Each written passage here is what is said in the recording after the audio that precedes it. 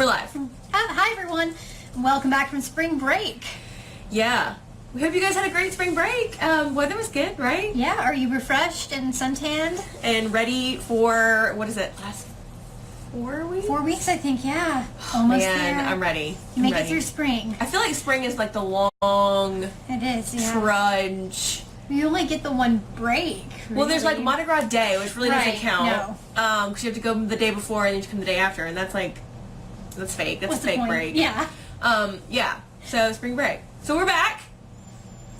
We never left. We never actually left. We're here again though. So we should probably tell you who we are. I'm Beth and Shepherd. I am the Arts and Humanities Librarian here at the Marx Library at the University of South Alabama. And I am Stephanie Evers. I'm going to move this because you're kind of like not in it. Okay, now you're more in it. Okay, now you go. Sorry, go ahead. That's okay. I'm Stephanie Ard, and I am the Social Sciences Librarian at the Marx Library. And I feel like I'm losing my voice today. That's not good. No. Are you getting cold? Are you getting sick? No, I think it's from the fair. You had way too much fun this weekend? Yeah, well, there's a lot of, like, you have to project, from the stage. Yeah. So I You guess had way too much fun. I guess I had way too much fun. Yeah. Okay, so I just need to. maybe I'll talk some more. I'll talk more since you're, but like. I'll just gesticulate wildly. Yeah. Right. Okay. So today we thought we would talk about a resource that we as librarians use probably all the time, like every day. I would say like multiple times a day. I feel like I use it multiple times a day. Yeah, I use it a lot too. And it's a resource that when I show students, they're like, "Oh my, that has changed my world forever." Literally your world. It is really going to change your world. And I'm like, yeah, we thought you would have recognized that it was there, considering we prominently feature it like on our homepage. Like it's like lurking anywhere. It's literally got its own link. Right, it's in that gray box of important things that's at the bottom. Yeah, and it's something called WorldCat. WorldCat. WorldCat. That is a catalog of the world. Yeah, so it's really kind of like, so I'm like, okay, when I try to explain what it is, well, it's okay. So today we're going to talk about what it is, and then kind of how it's organized, right? And then really the third thing is like when you would use it. Right. Okay. So. And maybe a little bit on how to use it. Yeah, we're not going to because we're not going to point and click or whatever, but maybe some examples of like how to go about. Okay. So WorldCat. Stephanie, what is WorldCat? Right. So WorldCat is a giant conglomeration of I think 70,000 libraries is what the website said. It's now. Huge. Yeah. And it has all of the stuff that those libraries have all in one place. So Sylvia, we'll probably refer to those things as holdings, right? Because we'll forget and we'll call them holdings, and then you guys will be like, "What's holdings?" Holdings are what Stephanie just said. They're the stuff. All the things that the library has. That a library has, right? So it'll give you guys kind of flashback, or hopefully you've used regularly so you'll remember, our own catalog, SouthCat, right? So it's very cleverly named like SouthCat. South's catalog, right? It is a record of all of our holdings and things that we have. So think of WorldCat as like the grandpa, the paterfamilias. Grandma. It's Women's Month. Right, okay, sorry. Right.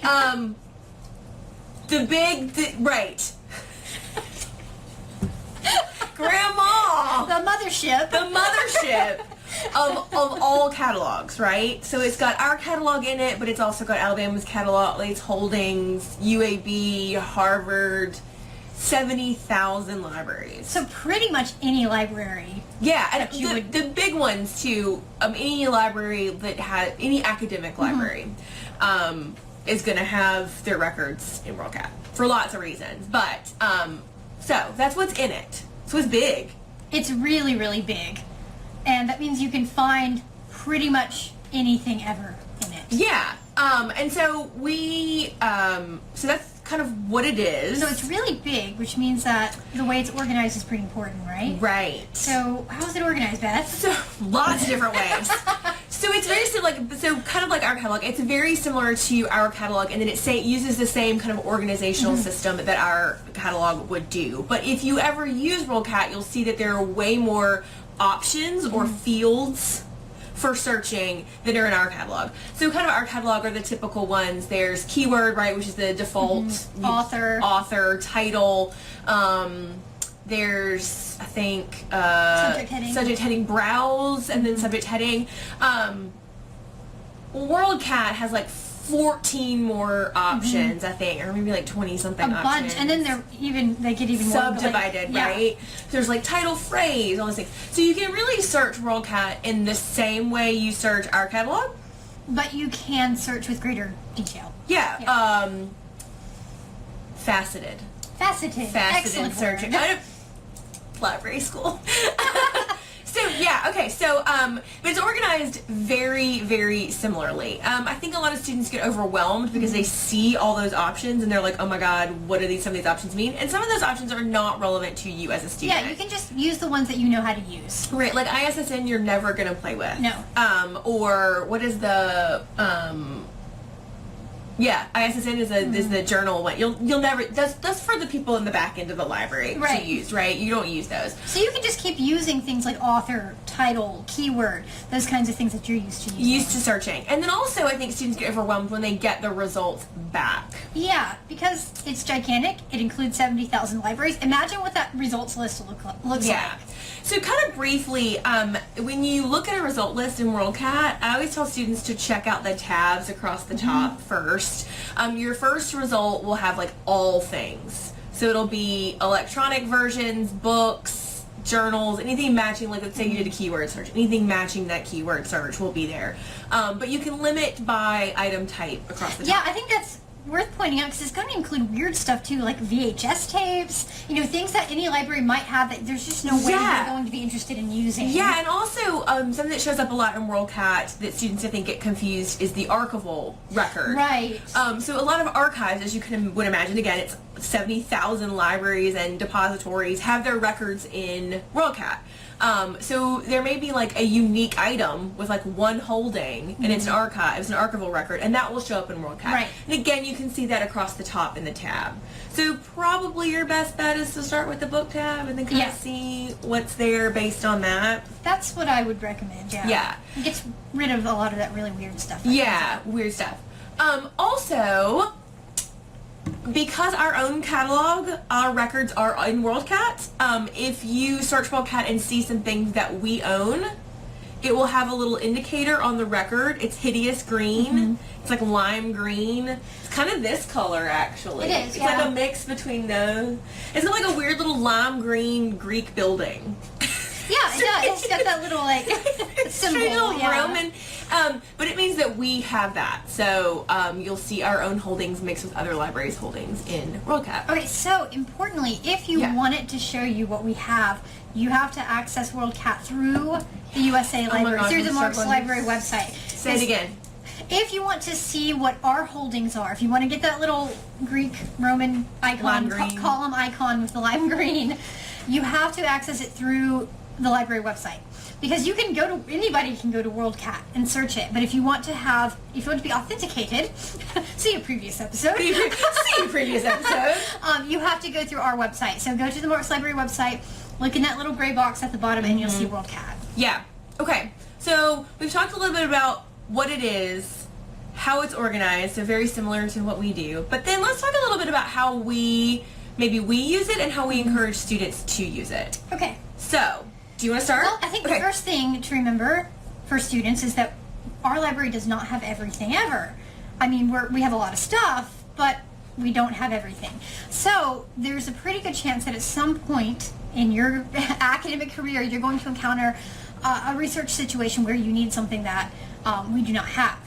So WorldCat's really valuable for searching for those things. So it's a good idea to go to WorldCat and search in the same way that you might search SouthCat, but what you're going to find a whole lot more stuff than you're going to find just in our collection. Yeah, and I think it's important to remember that I like to think of the research project in stages, right? So you're going to want to consult SouthCat first, because that's like what we have immediately accessible to you, and then WorldCat can be a later step, right? When you're kind of wrapping up the research process to see like what is out there that I haven't gotten, right, on my topic. And so with that in mind, like we mentioned earlier, you can search it by keyword, like you would our catalog. You can also search using subject headings too. That's right, yeah. So when you find something, it's going to be the little highlighted blue things. Yes. So I tell students sometimes if they're in SouthCat to find, they find a very fruitful subject heading, which we've done a thing on subject heading, haven't we? I don't know that we have, actually. Maybe we should do one on Yeah. subject headings. So if you find a really fruitful subject heading, take a note of that one, and then you can use that same subject heading to search WorldCat. Right. So that's kind of a better, maybe more narrow. Gives you some better vocabulary to use. Also, you can search by, the one thing that we tell students all the time, right, is when you're citation mining, which we have done. So you can go in there and you can search by a specific title to see who has that book. Yeah. And it's really nice once you do that because WorldCat provides you with so much information, far more than our own catalog does, about the item. So one thing that's great about WorldCat is they often provide you contents. Yes, like they chapter do. level description. Which is really nice. Which so our that you catalog don't- does not do. Unfortunately, no. Catalog So that means that you can see, you can better tell if this book's going to be useful to you without actually having to get it into your hands. Yeah, and sometimes it's nice too because they show up as, like if you do a keyword search, they get searched. Right, so they show up. So they show up in results that, like, say, in SouthCat, they wouldn't have shown up in because they don't have the chapter level description. So you're getting better results just because there's more metadata for it to search. Yeah.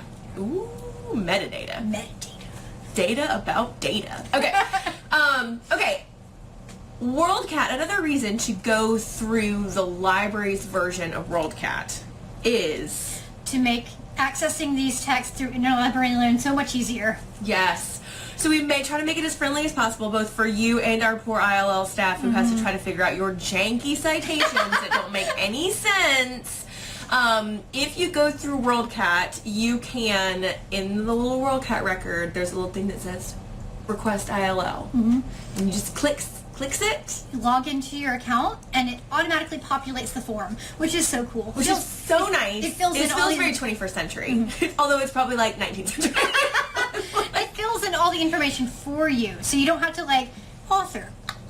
Yeah. Title. Includes, like, right, it fills out all the required information, and it does it in a way that that helps our people find it. they better. don't have to Yeah. go like, what does this mean? Yeah. What is this, right? So it gets that item to you potentially much faster. Right, because they don't have to figure it out. Yeah, so I was teaching a class and I had a faculty member ask me, like, well, why do I need to go through ILL? Why do I need to go through WorldCat to request ILL? You don't have to. No, you don't have to. Just But makes it it a just whole lot easier. Makes it easier for everyone involved to, I don't know why you wouldn't. I know, I'm like, It fills it in for you. I know, I'm like, I'm lazy. Also, sometimes that information is hard to find when you're just like scouring. I know, you know? and some citations are like not great. I mean, depending upon, I guess, like how well the editor or you're like, that's not a great citation. Like that's a. And if you're just looking at a references page, sometimes they're just wrong. They're just flat out Yeah. wrong, right? The other really cool thing about WorldCat, which I like, I don't know why, maybe this is just something that I think is cool, but I don't know, is you can see what other libraries have that item. That's how we use it a lot. Yes. So like when we're building the collection, we see who has what. If ILL needs to get you something, they see, does someone close by have it? Yeah, which is cool, and I mean, again, this might be just me being, I think that's cool, but I think it's also useful for planning purposes, too, as a student. So if you have done what we tell you not to do, and you've waited to the week before your papers due to start looking in WorldCat to see or to request something through ILL, if Harvard's the only place that has it, you might as well probably, just... Right, you might not get it at all. Just, just know that you're working on a timetable that is really tight. But on that note, just because UAB has it does not mean you're going to get it tomorrow. Right. Because, I mean, we've talked about ILL before, but I think we're going to probably revisit ILL again. But just next week. kind of use your brain. Like, if 4 libraries around have it, there's a better chance you'll get it than if one has it. Like, it's kind of good for kind of planning. Yeah. I just think that's a really good point. Yeah. Yeah. But if you don't wait, it won't matter. Another thing is it will often show you the local public library's holdings too. Yes. So if we don't have a book and you want to check it out right away, you might see if Mobile Public has it. Or Spring Hill. Right. And you can just tootle over there and use it in the library. Or University of Mobile if they have it, which we often have it and they don't. But it's possible. It's right. Potentially depending upon the topic, right? It's a religious topic. So if you find out that the book's like really close, you could just go get your hands on it. Yeah, and you won't have to wait through ILL. But, so, okay, anything else you want to say about WorldCat?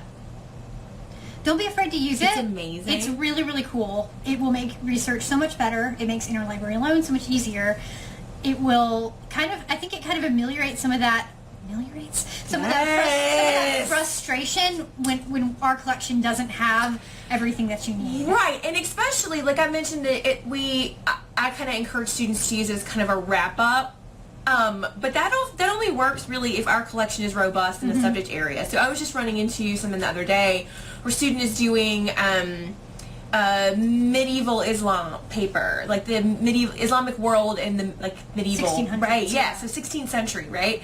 Not the largest collection that we have here in our history class, right? So I was like, I know the collection, let's do a quick search in SouthCat, not a whole lot there. Let's just immediately go to WorldCat and start requesting some stuff because our collection is not going to have what you need. Right. So sometimes it's a quick search in SouthCat and go like, forget that.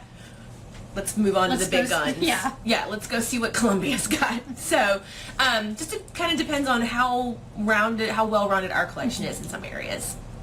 Yeah, so don't be overwhelmed with the amount of information that WorldCat presents. I think that turns people off. Right. Because the records are very cluttered. The search thing looks old. It does look old. It's really not pretty. It's like circa 1992. Yeah, it looks old. It looks clanky. But don't get. There's a lot of text everywhere. But don't get overwhelmed. Use it. Use it the same way you use go in there, SouthCat. and the more you use it, the more comfortable you become with it. Yeah.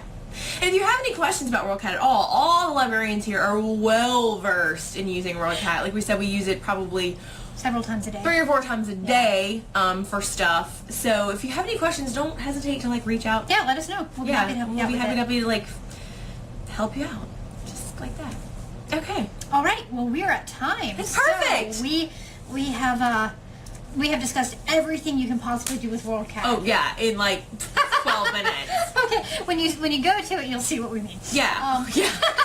But next week we're going to take one step further, right? So we talked about requesting. Right. So how to use interlibrary loan. So we're going to bring our very own award-winning interlibrary loan supervisor, Debbie Cobb, to talk with you tomorrow. Talk with us tomorrow. Next week. What am I doing? I don't know. Next week. Not tomorrow. Don't get excited. Don't get excited. It will be next Tuesday. Next Tuesday. To talk a little bit about interlibrary loan, some things that you should know. Yeah. Some things that you need to know, because it's getting to be that time of the semester. So if you were working on research, if you were working on research projects, make sure you tune in next week.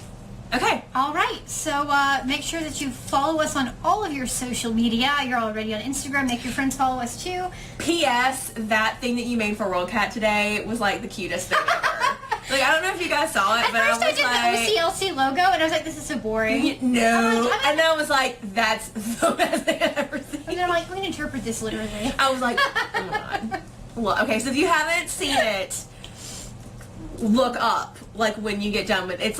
It's the post from today, and it's great. Okay, anyway, sorry, go ahead.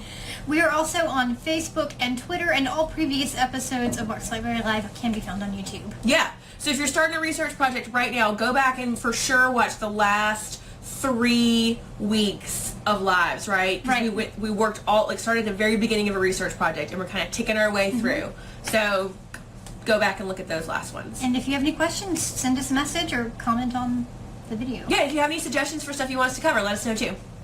All right. We'll see you guys next week. Bye, guys. Bye, everyone. Welcome back.